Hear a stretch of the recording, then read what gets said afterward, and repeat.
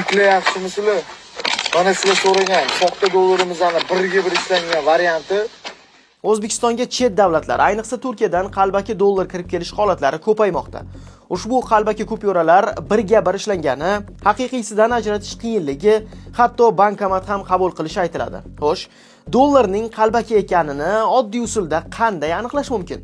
Ichki ishlar vazirligi ekspert kriminalistika bosh markazi bosh eksperti mayor Oybek Yusupov Kunuzga bergan intervyusida ana shunaqa oddiy usullardan bir nechtasini keltirib o'tdi. Asosiy hozirgi kunda aniqlayotgan pullarda himoya elementlarini hamma tekshirayotgan paytda bu suv belgisi bo'ladi. Lekin hozirgi kunda bu suv belgisi ham juda ham chiroyli qalbakilashtiryapti. Hozirgi kunda buni tekshirish уже zarurat qolmagan. Sababi bu уже sodda qilib qalbakilashtirishyapti.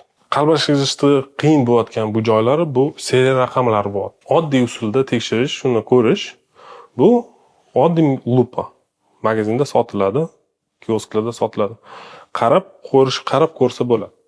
Original kupyuralarda seriyasida chetida bo'rtib chiqqan sal rang to'qroq bo'lgan bo'rtqcha bo'lishi kerak.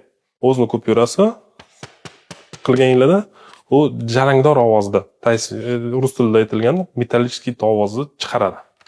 Qalbakilashtirayotganda unaqa ovoz chiqarmaydi, sababi ko'pincha ikkitali kupyura qilinib, ikkita alohida qog'ozlar yopishtirilgan sababli. Oddiy qog'oz ikkitaga bo'lib o'rsanglar ko'rinadi. O'zbekistonga kirib kelayotgan qalbaki dollar, uni sotish bilan shug'ullanayotgan shaxslar hamda chustlik pichoqsozning pul bosadigan uskuna yasagani haqida Kunuzning YouTube'dagi kanalda e'lon qilingan lavhada to'liq tanishishingiz mumkin.